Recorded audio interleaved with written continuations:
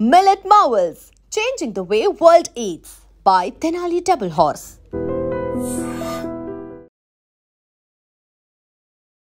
Hi hello నమస్తే welcome to I dream. నేను miss రావ్య. మనతో పాటు ఇప్పుడు ఉన్నారు ఫైనాన్షియల్ ప్లానర్ మధు గారు. నమస్తే సార్. నమస్తే అండి. ఎలా ఉన్నారు? ఫైన్ అండి.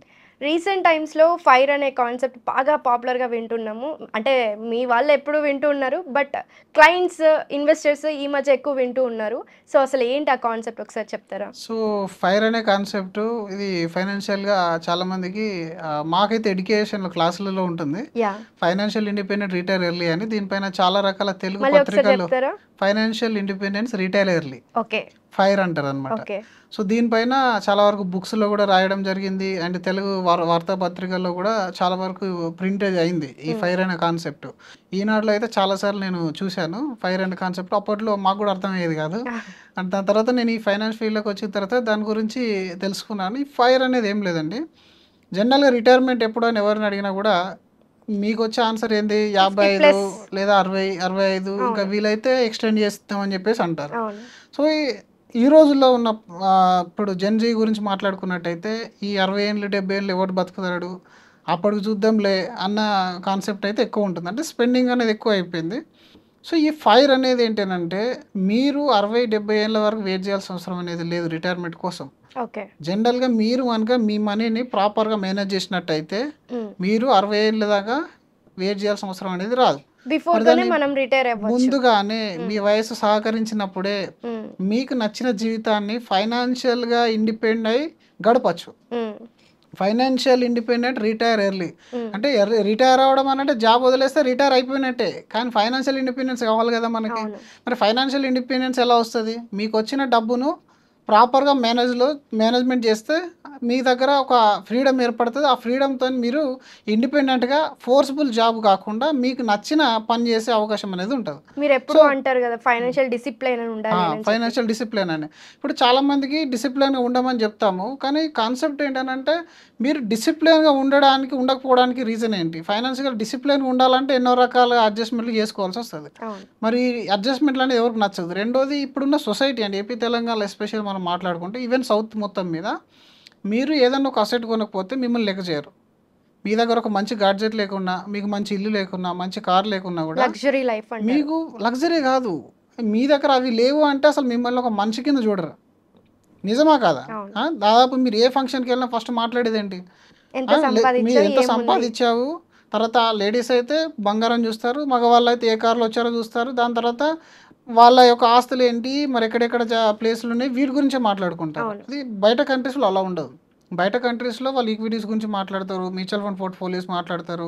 సో ఇది మన సౌత్లో ఎస్పెషల్ ఏపీ తెలంగాణలో ఏంటంటే ఈ నేను గొప్పవాడిని అని నిరూపించుకోవడానికి చాలామంది ఏం చేస్తారంటే వాళ్ళ తహతుకు మించిన ఖర్చులు అనేది చేస్తారు.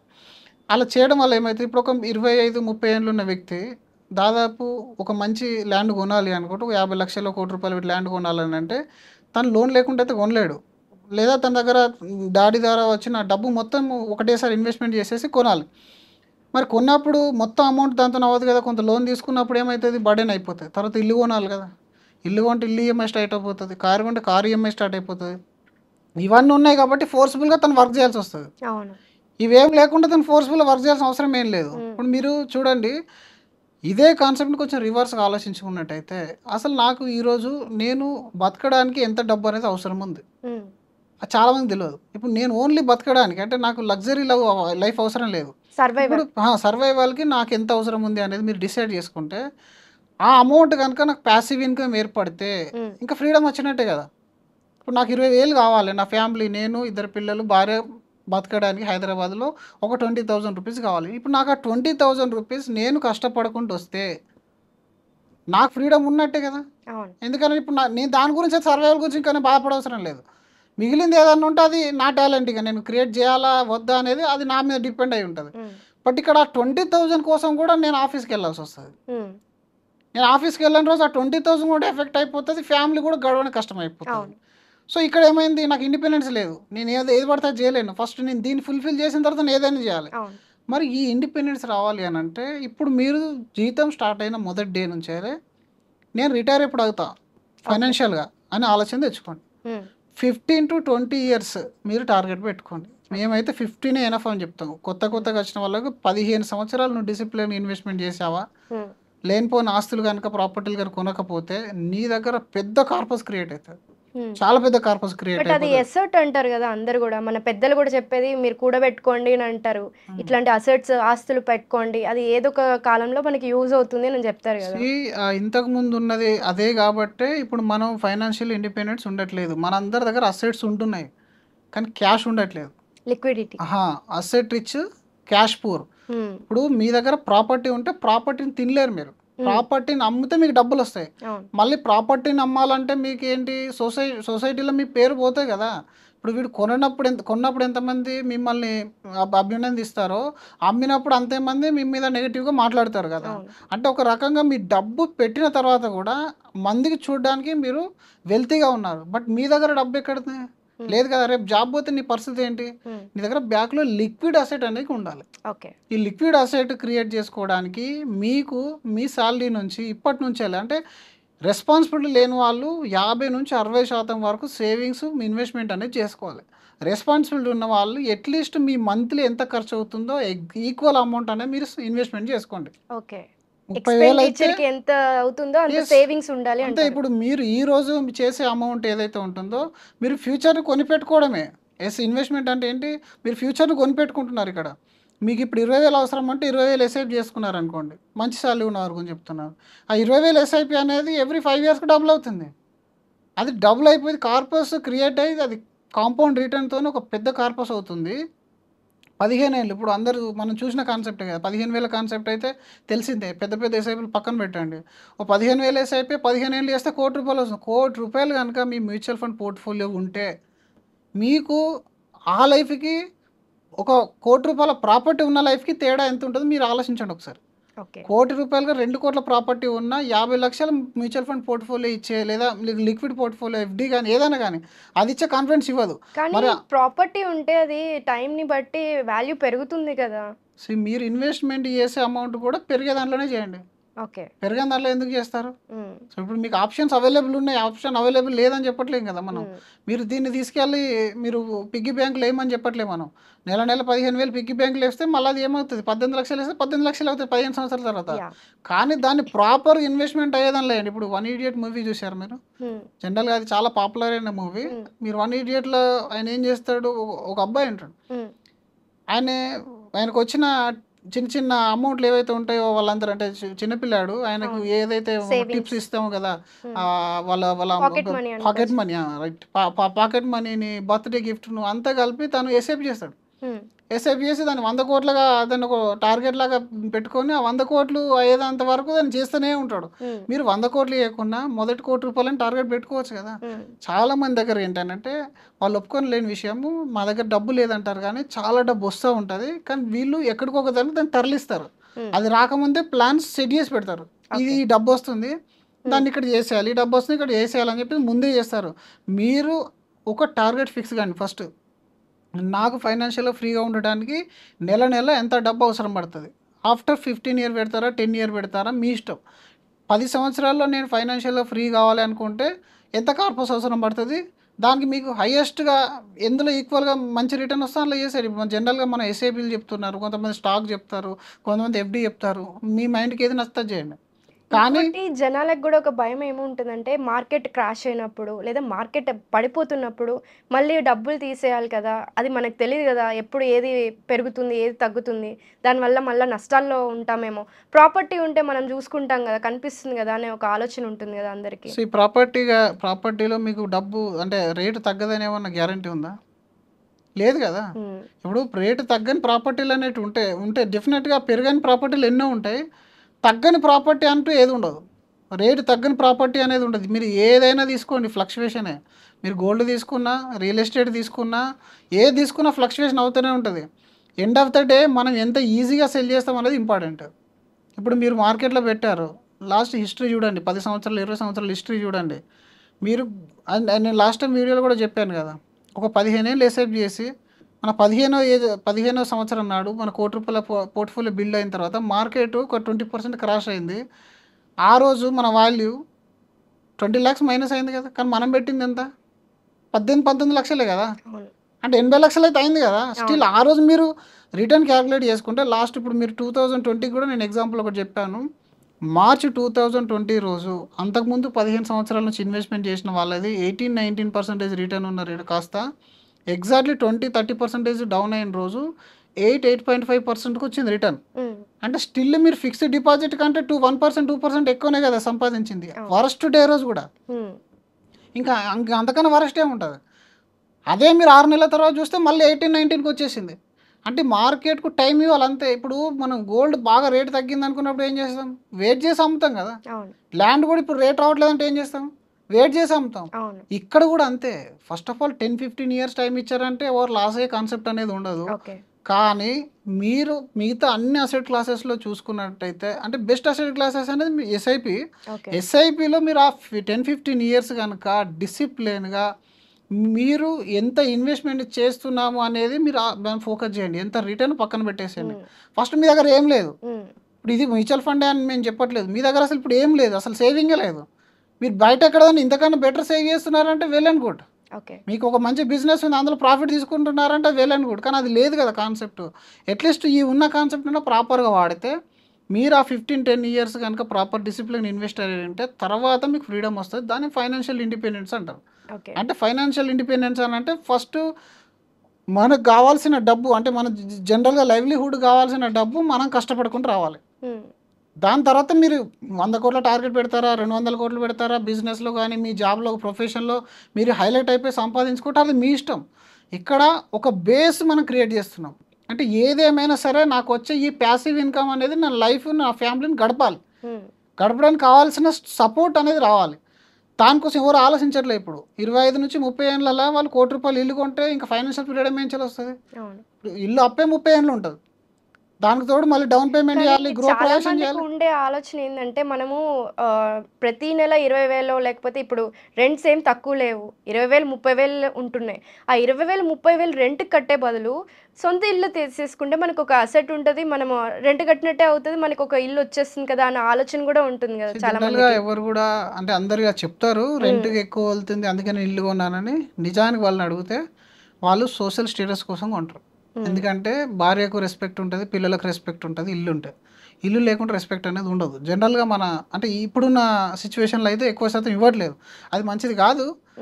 బట్ స్టిల్ మీ దగ్గర ఇల్లు ఉంటే ఒకలాగా, ఇల్లు లేకుంటే ఒకలాగా ట్రీట్ చేసే సొసైటీలో మనం ఉన్నాం కాబట్టి ఎంతో కొంత కష్టమైనా సరే రేపు 20,000 ఎట్లా నాకు రెంట్ వెళ్తుంది, ఇంకో 20,000 రూపీస్ 40,000 ఈఎంఐ వస్తుంది అని మనం ఆలోచిస్తాం.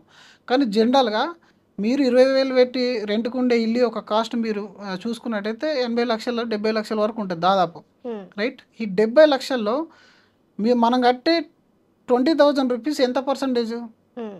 మీరు ఒక్కసారి దాన్ని కానీ ఆలోచించుకుంటే అది 3% కూడా కాదు.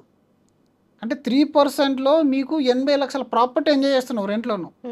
దాన్ని ఇప్పుడు నువ్వు కొనాలంటే చూడు, అదే 80 లక్షల ప్రాపర్టీ కొనాలంటే నువ్వు 30 లక్షలు డౌన్ పేమెంట్ చేయాలి, కనీసం 20 లక్షలు. తర్వాత నువ్వు మళ్ళీ 35 నుంచి 40,000 ఈఎంఐ అనేది కట్టాలి. అంటే 20 లక్షలు ప్లస్ మీరు కట్టే ఈ 30,000 ఆఫ్టర్ 15 ఇయర్స్ తర్వాత దీని వాల్యూ ఏమైతే ఒకసారి ఆలోచించండి. అంటే ఇల్లు కొనద్దు అని మేము చెప్పట్లేదు, but end of the day మనం ఎంత ఫైనాన్షియల్గా బ్యాక్వర్డ్కి వెళ్ళిపోతున్నాం అనేది ఆలోచించుకోవాలి. బట్ ప్రొవైడెడ్ మీ దగ్గర ఆ డౌన్ పేమెంట్ అమౌంట్ ఉండి మనం ఏదైతే ఈఎంఐ ఉందో అది కూడా ఇబ్బంది లేదు, మన శాలరీలో 30% కంటే తక్కువ ఈఎంఐలోనే మన హోమ్ లోన్ అయిపోతుంది అని అంటే డెఫినెట్లీ ఏదో రోజు కొనాల్సిందే. మేమేం చెప్తామనంటే ఒకవేళ నువ్వు కొన్నా సరే నీ ఫైనాన్షియల్ ఫ్రీడమ్కి ఇంకొక పాత ఏర్పాటు చేసుకో. 30,000 ఎస్ఐపి పోయింది కదా అని చెప్పేసి ఇంకా నాది అయిపోయింది వర్క్, నేను ఇల్లు కొనేసాను ఇంకా నాకు వేరే బాధ్యత లేవు అని చెప్పేసి ఉండకూడదు. ఎందుకంటే నీ జాబ్ గ్యారంటీ కాదు, నీ హెల్త్ గ్యారంటీ కాదు. రేపు నీ హెల్త్ ఎఫెక్ట్ అయినా, నీ జాబ్ ఎఫెక్ట్ అయినా నీ ఇల్లు నీది కాదు, ఇది ఓన్ హౌస్ కాదు, లోన్ హౌస్. 30 ఏళ్ళ వరకు 20 ఏళ్ళ వరకు ఇది లోన్ హౌస్, డాక్యుమెంట్స్ కూడా నీ దగ్గర ఉండవు కదా. రేపటి రోజున నీకేమన్నా అయిపోతే నీ పిల్లల్ని భార్యని నిర్దాక్షిణ్యంగా కూడా బయటకు పంపిస్తాడు బ్యాంకోడు, రైట్? అంటే ఆ పరిస్థితి రాకుండా ఉండాలి అంటే బ్యాక్ ప్లాన్ అనేది మనం వేసుకోవాలి. ఈ 10-15 ఇయర్స్ లోపల మనం మిగతా అమౌంట్ ఏదైతే ఉంటుందో దాన్ని మీ లైవ్లీహుడ్ ఒక 30%, ఈఎంఐలో 30%, మొత్తం 60-70% పోయినా కూడా ఇంకా 30% మనం అట్లీస్ట్ ఇన్వెస్ట్మెంట్ చేసేంత కెపాసిటీ మీ దగ్గర ఉంచుకోండి. దాని తర్వాత ఇంకా మిగతా పోగడాలకు వెళ్ళొద్దు. కొంతమంది ఏం చేస్తున్నారంటే హోమ్ లోన్ పూర్తి కాదు, మళ్ళీ ఇంకో ప్రాపర్టీ కొంటారు, కార్ అప్గ్రేడ్ చేస్తారు. సో ఇలా చేయడం వల్ల ఏమవుతుందంటే మీరు మల్టిపుల్ ఈఎంఐ మీరు ఆ సర్కిల్లో తిరుగుతూ ఉంటారు. ఎప్పటికి ఇంకా ఫ్రీడమ్ రాదు. అసలు మీకు ఫ్రీడమ్ అయిన మాటనే తెలియదు. ఎందుకు మీరు అప్పుడేమంటారు తెలుసా, నేను నా భార్య కోసం కష్టపడుతున్నా, పిల్లల కోసం కష్టపడుతున్నా, ఇట్లాంటి పిచ్చి డైలాగులు అని చెప్పి అనవసరంగా ఫ్యామిలీలో కూడా ఒక మంచి ఎన్విరాన్మెంట్ అనేది పోగొట్టుకుంటారు వాళ్ళు. నిజానికి ఇదన్నీ భార్య చేయడం వల్లనో, పిల్లలు చేయడం వల్లనో, అమ్మ నాన్న చేయడం వల్లనో రాలేదు. నీ సొంతంగా నువ్వు చేసుకునేది. ఇల్లు వరకు ఆపేసాయి, ఎందుకంటే అది కన్జంప్షన్ పర్పస్, రెస్పెక్ట్ పర్పస్ కొనుక్కుంటే ఇల్లు వరకు ఆపేసాయి. ఇల్లు తర్వాత ఏ ఇన్వెస్ట్మెంట్ చేసినా ఫస్ట్ లిక్విడ్ అసెట్ మీద ఫోకస్ చేయి. ఏదైతే నీకు ప్యాసివ్ ఇన్కమ్ ఇవ్వగలుగుతుందో, ఏదైతే నీ ఆపత్కాలంలో ఆదుకోగలుగుతుందో దాని మీద ఫోకస్ చేసిన తర్వాత మిగిలిన ఏ అసెట్స్ అన్న కొను. ఇప్పుడు చూడండి, మీరు చాలామంది ఒక మిస్కాన్సెప్ట్ ఏముంటుంది అని అంటే, భూములు కొని అమ్మడం వల్ల ధనవంతులు అయ్యారు అనుకుంటారు చాలామంది. నిజానికి ధనవంతులు భూములు కొంటారు అంతే. అంటే డబ్బున్న వాళ్ళు భూములు కొంటారు కాబట్టి వాళ్ళు ధనవంతుల్లో కనబడతారు. నిజానికి ఇట్లా 5,000 10,000 పోగేసి తర్వాత ల్యాండ్లు కొని అది అమ్మడానికి కొని అమ్మిన వాళ్ళు చాలా తక్కువ మంది ఉంటారు. సో ఇప్పుడు నువ్వు 5,000 10,000 ఏదైతే ఇస్తావు, నీకు ఒకవేళ రియల్ ఎస్టేట్ ప్రాపర్టీ కొనాలని నీకు ఉంటే మంచి టైం ఫిక్స్ చేసుకొని ఫస్ట్ సేవ్ చేయి, దానికోసం ఇన్వెస్ట్మెంట్ ప్రాపర్ ప్లేస్లో చేసిన తర్వాత ఆ ప్రాపర్టీ నీకు ఈజీగా ఎలాంటి లోన్లు అవసరం లేకుండా కొనే కెపాసిటీ నీ దగ్గరకు వస్తుంది. దానికంటే ముందు నీ లివ్లీహుడ్ అనేది ఎఫెక్ట్ కాకుండా ఇన్సూరెన్స్ పాలసీస్ కానీ అలాగే ప్యాసివ్ ఇన్కమ్ కానీ ఇవి రెండు కానీ నువ్వు ప్రాపర్ చూసుకొని తర్వాత నీకు ఇష్టం ఉన్నది నీకు బిజినెస్ ఇన్వెస్ట్మెంట్ చేయాలనుకో చేసుకో, లేదా నీకు ప్రాపర్టీ మంచి షోక్ ఉంది, నువ్వు మంచి ఫామ్ హౌస్లు కట్టుకోవాలి తర్వాత ఉండాలనుకుంటే అది కట్టుకోవచ్చు. కానీ 35-40లో కూడా నువ్వు ఈ బాధ్యతలన్నీ వదిలేసి రిటైర్మెంట్, ఫైనాన్షియల్ ఫ్రీడమ్ అన్నీ వదిలేసి ఒకే సైడ్ వెళ్ళిపోయినావు అనుకో అప్పుడు ప్రాబ్లం అవుతుంది అనమాట. సో మనం చెప్పేది ఏంటంటే ఫైనాన్షియల్గా మనకు ఒక హెడేక్ అనేది ఉండకూడదు. అంటే మనం ఒక నెల వర్క్ చేయకున్నా సరే అట్లీస్ట్ 10-15 ఇయర్స్ తర్వాత కూడా నీకు ఈ లైఫ్ మారాలి. ఇప్పుడు యంగ్ ఏజ్లో మీరు జాబ్ చేయండి నడవదు, కానీ ఒక 40-45 ఇయర్స్ తర్వాత కూడా జాబ్ పోకుంటే మీ ఇల్లు గడవని పరిస్థితి ఉంటుంది ఈ రోజులో. So that is very bad అనమాట. ఇంకా నువ్వు షుగర్ బీపీలు ఎప్పటికి తగ్గవు, నీకు అది కంటిన్యూ అవుతూనే ఉంటాయి. ఎందుకంటే ఈ హెడేక్ ఎప్పటికి పోదు. నువ్వు ఇంటి దగ్గర ఉంటే సాలరీ అయిపోతుంది, సాలరీ అయిపోతే ఈఎంఐలు నెత్తిమే పడతాయి, పిల్లలు పెద్ద అవుతూ ఉంటారు, వాళ్ళ పోతుంది, ఇది అదన్నీ చూసుకోవాలి. సో లిక్విడ్ అసెట్ అనేది 20-30% of the your annual income మీరు ఇన్వెస్ట్మెంట్ అని చేసినట్టయితే ఒక పెద్ద లిక్విడ్ అసెట్ క్రియేట్ అవుతుంది. ఎస్పెషల్లీ 15 ఇయర్స్ ప్లాన్ ప్రతి ఒక్కరు లాంగ్ టర్మ్ ఆలోచించండి. ఈ షార్ట్ కట్లు, F&Oలు, ఈ క్రిప్టోలు ఇవన్నీ వేస్ట్. అంటే బ్యాకప్ లేని వాళ్ళకు, టెక్నికల్గా అందులో ప్రొఫెషనల్ ఉన్న వాళ్ళకి అది ఓకే, బట్ మీకు బ్యాకప్ లేకుండా, నాలెడ్జ్ లేకుండా ఈ షార్ట్ కట్ల వెంబడ పరిగెత్తితే అది రాదు. సో మీరు లాంగ్ టర్మ్ విజన్ అనేది చాలామందికి ఉండాలి. లాంగ్ టర్మ్ విజన్ అనేది ఉండట్లేదు, ఎందుకంటే అది చిన్న చిన్న డ్రాప్స్తోనే పెద్ద కార్పస్ అనేది క్రియేట్ అవుతుంది ఎప్పుడు. కానీ ఈ విషయాన్ని మీరు ఎప్పుడు మర్చిపోద్దు. అండ్ ఇనిషియల్ స్టేజ్లో మీరు లాస్ కాకుండా ఉంటే చాలు, ఆటోమేటిక్గా రిటర్న్ అదే వస్తుంది. మీరు లాస్ అయ్యే పనులు చేయకుండా ఉండండి, పెద్ద పెద్ద ప్రాపర్టీలో బ్లాక్ కాకండి, ఫైనాన్షియల్గా ఫ్రీ ఎలా అవుతాను అనేది ఒక ప్లాన్ పెట్టుకోండి. లేదంటే ఎక్స్పర్ట్ దగ్గరికి వెళ్ళి కూర్చోండి. 10-15 ఇయర్స్ కనుక డిసిప్లిన్గా వాళ్ళ మాటలు విన్నారని అంటే మీ లైఫ్ మొత్తం చేంజ్ అయిపోతుంది. ఆ విధంగా ఈ వీడియో ఎవరు వినాలంటే ఎవరన్నా ఇల్లు లేనిదే పిల్లనివ్వము అంటారు కదా, అలాంటి వాళ్ళకి ఈ వీడియో ఖచ్చితంగా షేర్ చేయాలి. ఎందుకంటే ఇల్లు ఉండాలా లేకపోతే సిప్ ఉండాలా అనేది వాళ్ళకి క్లారిటీ వస్తుంది. ఫ్యూచర్లో అది చేంజ్ అవుతుంది, అంత తొందరగా కాదు. ఇప్పుడు మన మజిల్లో అండ్ మన మైండ్లో బాగా ఫిక్స్ అయిపోయింది. ఈవెన్ మనం కూడా ఇప్పుడు మన సిస్టర్ ఒకరి ఇంటికి పంపించాలంటే ఇల్లు లేని వాళ్ళకి మనం ఇయ్యం కదా, అంటే మన అవతల వాళ్ళని బ్లేమ్ చేసే కంటే ముందుగా మనలో చేంజ్ వచ్చిందా లేదా చూసుకోవాలి. మనలో చేంజ్ ఎట్లా వస్తుంది, ఇప్పుడు ఇల్లు ఉంది అని అంటే ఒక రకంగా ప్రొటెక్టెడ్ లేయర్లో ఉన్నారని అనుకుంటాము, కానీ మనం అట్లా అనుకోం కదా. 90% వాళ్ళు లోన్లోనే కొన్నారు, ఆ కట్టే ఈఎంఐ కూడా ఇబ్బందితో కడుతున్నాడా లేదా అనేది మనకు తెలియదు. ఇల్లు ఉందా లేదా అది మాత్రమే అడుగుతారు. బట్ ఫ్యూచర్లో ఇప్పుడు సిబిల్తో పెళ్లి క్యాన్సిల్ అవుతున్నాయి, ఫ్యూచర్లో మ్యూచువల్ ఫండ్ పోర్ట్ఫోలియోలు, స్టాక్ పోర్ట్ఫోలియో కూడా అడుగుతారు డెఫినెట్గా. ఈ ఫైనాన్స్ ఫ్రీడమ్ అంటే వేరే వాళ్ళు అడుగుతారా లేదా అని కాకుండా నీకు నువ్వు అనలైజ్ చేసుకో. రేపటి రోజున నా హెల్త్కి ఏమన్నా అయితే, నా ఇన్కమ్ ఆగిపోతే, నా బిజినెస్ ఎఫెక్ట్ అయిపోతే వాట్ ఈస్ ద సిచ్యువేషన్ అని చెప్పేసి నీవు ఆలోచించుకున్న తర్వాత నీకు క్లారిటీ వస్తుంది. ఆ క్లారిటీ వచ్చిన తర్వాత ఒక పాత్వే కోసం ఎక్స్పర్ట్ దగ్గరికి వెళ్ళి కూర్చో, ఏ పాత్రలో వెళ్తే నేను ఈజీగా నా ఫైనాన్షియల్ ఫ్రీడమ్ని పొందుతా అనేది. సో ఈ విధంగా మీరు ప్లాన్ చేసుకుంటే అద్భుతాలు చేయొచ్చు. అంటే మనం అక్కడిక్కడ బ్లాక్ చేయద్దు మనీని, అంతే మనీని ప్రాపర్ ప్లేస్లో ఇన్వెస్ట్మెంట్ చేయాలి గైడెన్స్తో, అది మీకు ఫ్రీడమ్ని ఇచ్చేస్తుంది ఆటోమేటిక్గా. ఫైనాన్షియల్ ఇండిపెండెన్స్, రిటైర్ ఎర్లీ అనే కాన్సెప్ట్ని, ఈ ఫైర్ కాన్సెప్ట్ని మీరు కూడా చాలా ఫైర్గా చెప్పారు, అందరికీ అర్థమయ్యే విధంగా. అండ్ ఇవన్నీ క్లియర్గా వింటుంటే చాలామందికి చుక్కలు కనిపిస్తూ ఉంటాయి, అమ్మ ఇలా ప్లాన్ చేయాలి అని చెప్పి. చాలా thank you sir. Thank you అండి. And for more videos, please subscribe to iDream. Please subscribe to iDream. Please subscribe iDream. And please subscribe to iDream. For more videos, subscribe to iDream. Please like, share and subscribe to the channel. Congratulations, iDream. Subscribe to iDream. Subscribe to iDream. So subscribe to iDream Media. iDream ki iDream team andarki huge congratulations. Please subscribe iDream Media. Please subscribe to iDream. Subscribe iDream. Please subscribe to iDream. iDream అంటే నా కళల channel subscribe చేసుకున్నారు, నోరు తిరుగుతలేదు, మీరైతే గంట గుర్తు కొట్టండి. For more such videos, please subscribe to iDream. Subscribe to iDream. Please subscribe to iDream. Please subscribe iDream Media. Please do subscribe to iDream. Please subscribe to iDream Media. For best entertainment and information, please subscribe iDream. And don't forget to subscribe to iDream.